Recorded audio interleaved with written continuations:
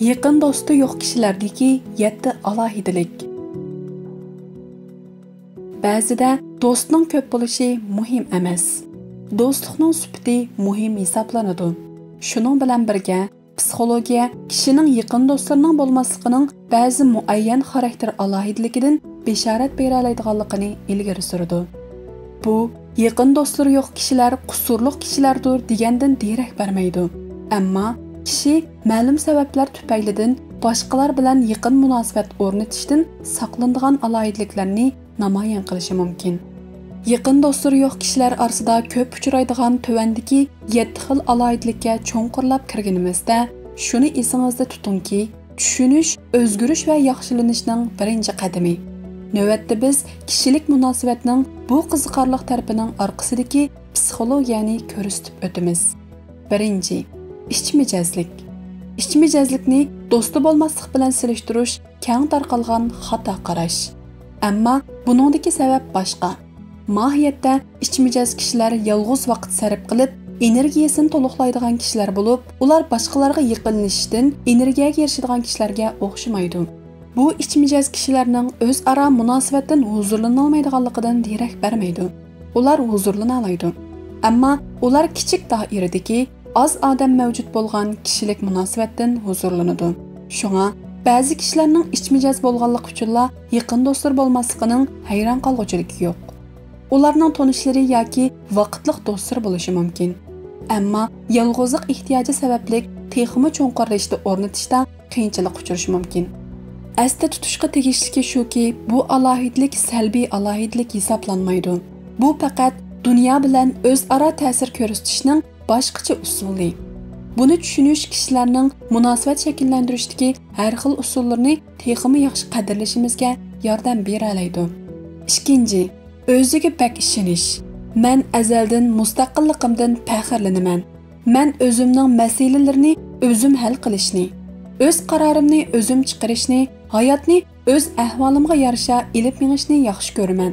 Qandoqla bo'lmasin, men bu xil keskin ravishdagi o'ziga tayinishning ba'zida meni yaqin do'stlik o'rnatishdan cheklab qo'ydiganligini his qildim.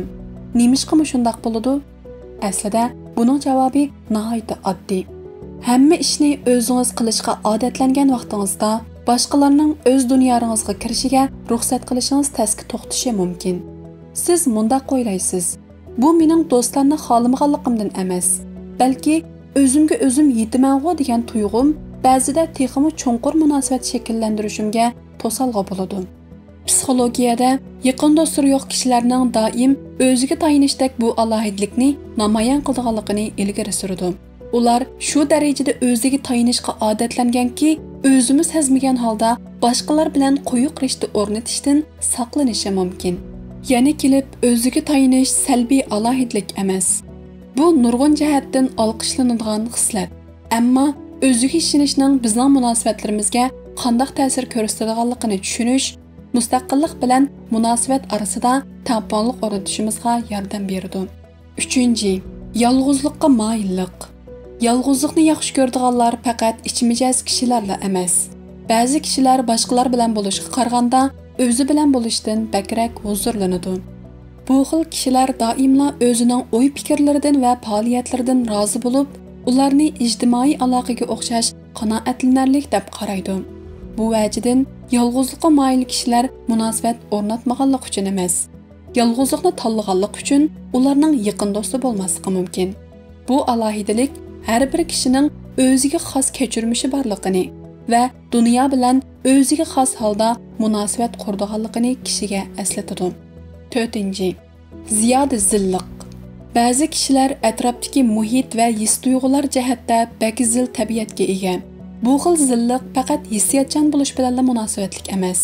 Ziyoda sezgurlik san'at va muzikaning cho'nqur ta'sir qilishidan tortib, odam ko'p yoki shavqin suralik muhitdan bezor bo'lishqacha bo'lgan nurg'un kechirmishlarni o'z ichiga oladi. Sezgurligi yuqori kishilar hamisha uchurlarni texmi cho'nqur tahlil qiladi. Boshqalar diqqat qilmagan taraflarga diqqat qiladi yoki boshqalarning kayfiyatining ta'siriga texmi cho'nqur uchraydi. Ularning bu xil xarakteri ularning ijtimoiy aloqasini qiyinlashtirib yetadi, hatto ularni charchitib yetadi. Bu hol ba'zi ziyoda sezgur kishilarning yaqin do'stining oz bo'lishiga yo'l ochadi. Ular o'zi bilan yana boshqa biri bo'lgan, ya'ni ikki odamli bo'lgan munosabatni yoki oz kishilardan tarkib topgan munosabat chambaragini xohlashi mumkin.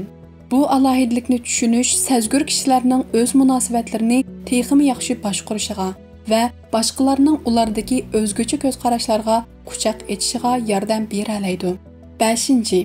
Boshqalarga aldirab ishonmaslik. Men doimla boshqalarga ishonishda qiyinchilikqa yo'liqaman. Beshimdan o'tganlar meni ehtiyotchanlashtiryapti. Men boshqalar bilan orliq saqlash orqali yuz berishi mumkin bo'lgan xatarlardan o'zimni qo'g'dayman. Boshqalarga ishonmaslik, boshqalardan gumonlanish bilan yoki boshqalar haqida salbiy o'ylarda bo'lish bilan munosabatlik emas. Aksincha, bu yaqin do'stlik qurishning oldin to'sadigan to'salg'u hisoblanadi. Boshqalarga ishonish bo'lmay turib, boshqalarning o'ziga yaqinlashishi yoki uning bilan ma'nilik munosabat qurishi qiyin. Bu hargizmi ishonch mujodalasi qilayotgan, ya'ni boshqalarga ishonishga o'zini qoyil qilishga tirishayotgan kishilar boshqalar bilan yaqin do'stlik qura olmaydi deganlik emas. Buning ma'nosi ularning boshqalarga echilish va boshqalardan o'zini qo'g'dash xohishining tuvanlishiga uzunroq vaqt ketadi deganlikdir. Bu alohidlikni tunib yetish kishining boshqalarga ishonishni o'rganishning va yaqin do'stlik qurish mumkinchiligining tunji qadami bo'la olishi mumkin. 6. Rad qilinishdan qo'rqish. Rad qilinishni hech kim yaxshi ko'rmaydi. Biroq ba'zi kishilarga nisbatan rad qilinishdan ansirash tuyg'usi shu qadar eshib ketganki, bu hol ularni yaqin do'stlik qurishdan mahrum qo'ydi. Rad qilinishdan qo'rqish tuyg'usi bekordan shakllanib qolgan emas. Bu tuyg'u asosan boshqalar tarafidan rad qilinganligini, chatga qiqilganligini yoki umidsizlantirilganligini his qilgan o'tmishdagi kechirmishlardan manbalanadi. Natijada rad qilinishdan qo'rqqanlik uchun boshqalar bilan uchrashishdan, ko'z qarashlarini boshqalar bilan o'rtoqlashishdan yoki birov bilan yaqin do'stlik qurish uchun tirishchanlik qilishdan ikkilanadi. Rad qilinish qo'rqishi bor kishiga nisbatan mumkin bo'lgan rad qilinish azobi mumkin bo'lgan do'stlik xushalligidan ustun turadi. Rad qilinish qo'rqishi yaqin do'sti yo'q kishilarda bor bo'lgan alohidliklardan biri hisoblanadi. Bu qo'rqishni tunib yetish kishining uningdan halqib o'tib ketishi uchun qadam ilishiga yordam beradi. 7. Sondan bak suhbatga ahamiyat berish. Asli tutishga tegishlik eng muhim ishlardan biri shuki, yaqin do'stlaringizning sonining oz yoki 0 bo'lishi sizda bir masala borligini bildirmaydi. Ba'zi kishilar nurg'unlagan kishilar bilan yuzaki ravishda aralashib qo'yishning o'rniga oz kishi bilan cho'nqur, ma'nilik munosabat o'rnatishga ahamiyat beradi. Bu kishilar uchun muhim bo'lgani yuzaki ravishda birdan ko'p do'stga erishishning o'rniga haqiqiy turda munosabat qura oladigan, sirlarini ayta oladigan va o'zi ishona oladigan bir do'stga ega bo'lishdir. Bu alohidlik ularning xarakterdagi kuchliklikka va munosabatdagi chinlikqa bo'lgan orzusiga ishorat qiladi. Bu sondan bak suhbatga ahamiyat berish bilan munosabatlik.